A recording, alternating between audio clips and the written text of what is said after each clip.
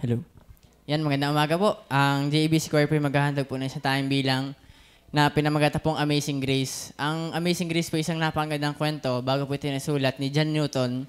Siya po ay nasa slave na, siya po ay nagtitinda ng mga slave, ng mga, uso po kasi doon dati mga pagbebenta ng alipin. Ngayon, nung siya po papunta sa isang lugar, yung po kanyang barkong pinaglalagyan ng mga alipin ay lumubog.